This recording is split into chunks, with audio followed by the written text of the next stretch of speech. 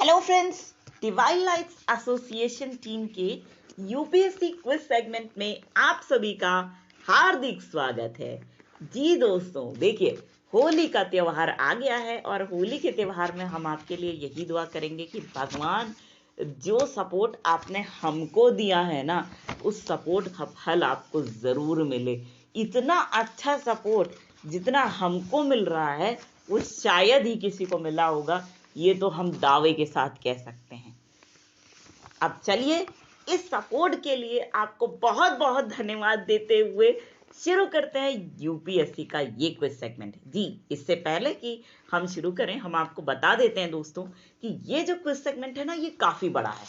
तो हम इसका पहले पार्ट फर्स्ट कर लेते हैं, ठीक है। उसके बाद जो नेक्स्ट पार्ट होगा वो हम लेके आएंगे अलग अलग तरीके से, ठीक है।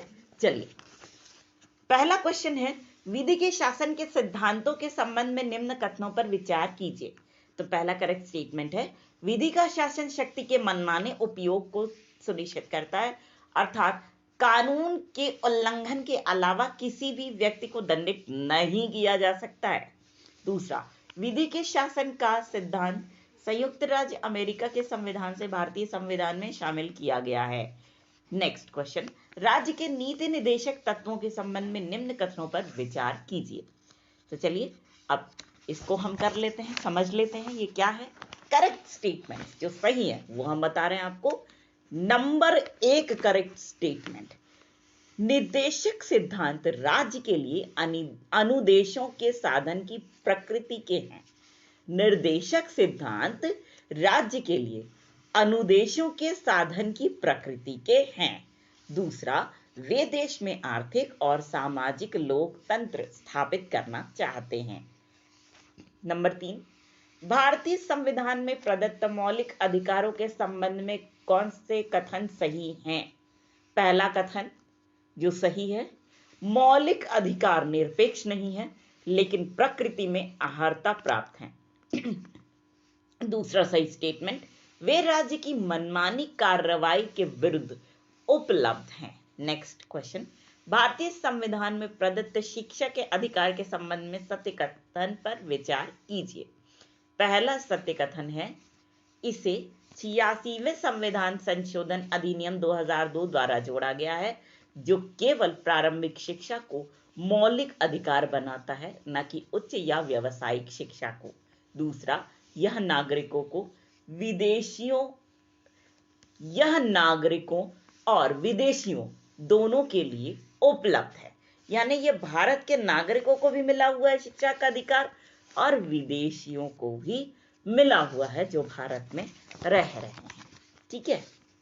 नेक्स्ट क्वेश्चन, संसद उन उपबंधों में संशोधन नहीं कर सकती जो संविधान के बुनियादी ढांचे का निर्माण करते हैं। बताइए कि ये उपबंध कौन कौन से हैं।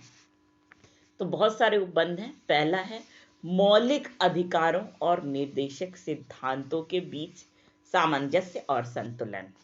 दूसरा है, समानता का सिद्धांत। तीसरा है, स्वतंत्र और निष्पक्ष चुनाव। चौथा है, न्यायपालिका की स्वतंत्रता। पांचवा है, संविधान में संशोधन करने के लिए संसद की सीमित शक्ति। छठा है, न्यायिक समीक्षा, जिसको जुडिशियल रिव्यू कहते हैं। नेक्स्ट है, न्याय तक प्रभावी पहुंच। नेक्स्ट है, तर्क संगतता का सिद्धांत। नेक्स्ट है, अनुच्छेद 32, 136, 141 और 142 के तहत सर्वोच्च न्यायालय की शक्तियां। ठीक। नेक्स्ट क्वेश्चन, मौलिक कर्तव्यों के संबंध में निम्न कथनों पर विचार कीजिए। पहला कथन, इन्हें 42वें संविधान संशोधन अधिनियम द्वारा जोड़ा गया था।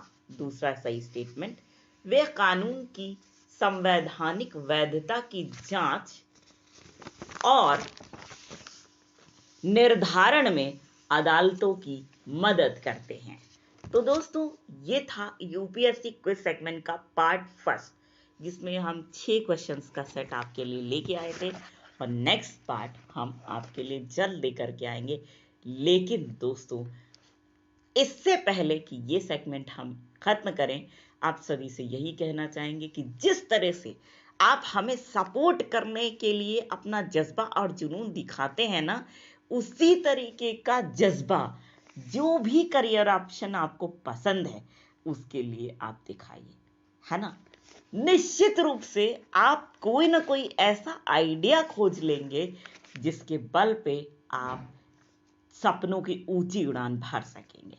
ठीक है, चलिए इन्हीं दुआओं के साथ हम पूरी डिवाइन लाइट्स एसोसिएशन टीम की ओर से आप सभी को कहना चाहेंगे दिल से प्यार भरा नमस्कार।